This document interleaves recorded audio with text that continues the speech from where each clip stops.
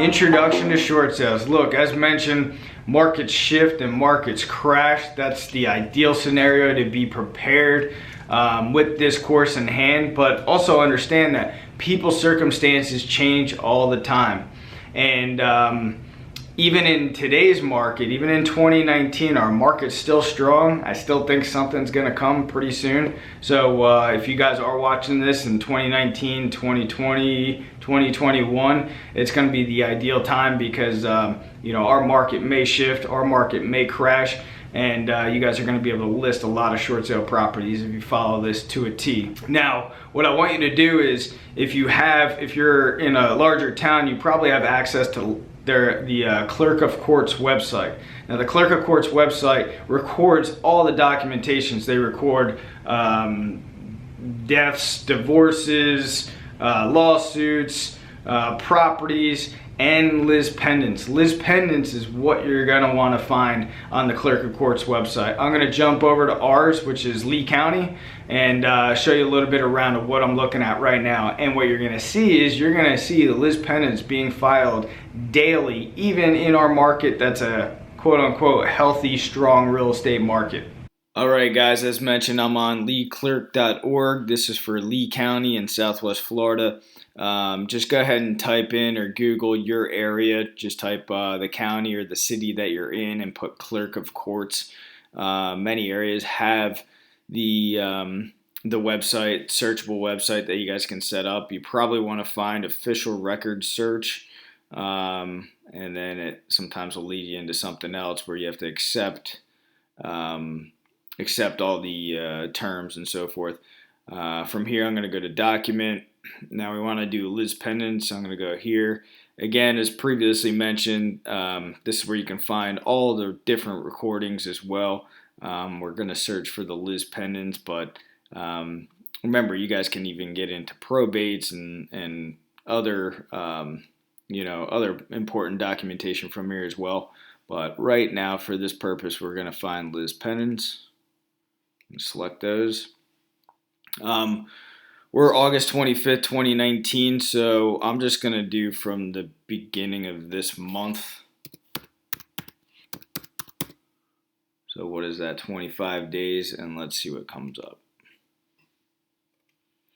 All right, if you look over here, 134 records in the last 25 days. Again, our market is still pretty strong, still pretty healthy. Not a whole lot's going on in terms of, the market shift. I mean, things are flattening out a little bit, but again, this is nothing compared to a market starting to flatten out or crash or, a recession coming. So, but the frame of reference, that's 25 days, so 134 divided by 25. That's almost 6 people per day in Lee County. Now, we work Lee and Collier County, so that's 2 different counties. So I don't know how many are in Collier County. I can check, but if we assume that it's doubled, then it's about 12 people per day. So even right now in your niche market, in your local market, you're going to be able to reach out to these people on a regular basis. And honestly, I can tell you there's probably nobody in your market that's actually reaching out and calling these people. Now you come down to here, you can see exactly who is getting the lis pendens and who the grantor is. You're going to learn in some other clips as well. Not only banks, but homeowner associations can file lis pendens as well. That's still a good target market, because if they're not paying their HOA fees, that means that there's something wrong. And usually if they're not paying their HOA fees, they're not paying their mortgage as well. So I would still be contacting all these people. Now again, even in a strong market, you have people's circumstances that change. Some of them are as follows. You got people that had a job loss, or maybe they got demoted and their pay is not as high. Maybe they had somebody that died in their family. Divorces can be a scenario for this. And relocation, and many other personal factors that you're going to take in consideration on this. Now, what you might be thinking is, look, our real estate market's been pretty strong. We've been going up. Shouldn't these people have equity in their property?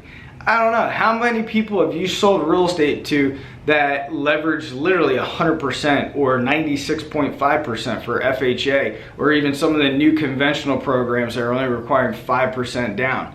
You know, if we take simple math, and I'll draw it up on the board for us, after all closing costs and everything, some of these people are probably going to be upside down, even if you sold them a property a year ago or 2 years ago. We're seeing it right now in our market where people are coming to the table with a check because the closing costs are essentially making them upside down. Think about this example for a second. Even right now, I have a listing for just under $400,000. The sellers requested that I provide them a net sheet, similar to what I'm going to do up here for you guys. Now, after all costs, if we get a full price offer right now, after all costs in that scenario, they're gonna have to come to the closing table with about $6,000.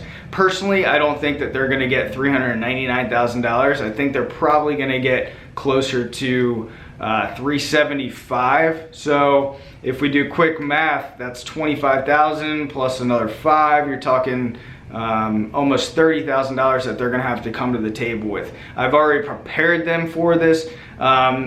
Fortunately, they do have funds in the bank, so they're able to make this work and not be in a short sale position. But I know a lot of other people are really stuck because they're not able to finance that money that they're going to have to come to the table with, and they don't have friends and family that they're going to have to ask to bring that kind of money to the table. But this is one scenario that you guys have to start thinking about, and I can tell you it's happening right now in our market where people are coming to the table at checks. So I encourage you guys to do net sheets. You're going to need to know their payoff amount as well, so everything needs to be transparent in times like these. So for example, let's say you sold somebody a property for $240,000 1 year ago, and let's say the market didn't go up or anything, and they didn't do any renovations to increase value, and they sold the property for exactly what they paid for. Now, they might be thinking, oh, if we sell for what we paid for, then it's a clean slate, and that's not reality. So if you look at the numbers, you know, based on a $240,000 purchase price, you got a payoff. You know, this is the example with them financing 96.5%, a 3.5% down. So the finance amount, the payoff is $231,600. That might be a little bit lower because they paid down a little bit of principal over a year's time, over 12 months time. Commission $14,400. Title insurance, title fees $1,825. Doc stamps, and again, this is going to depend on your state as well. Doc stamps almost $1,700. This is going to be negative $9,500 that they're going to have to bring to the table. This is the conversation that you're going to have with some of your clients. Can they come to the table with that kind of money? If they can't, then they might be a short sale candidate.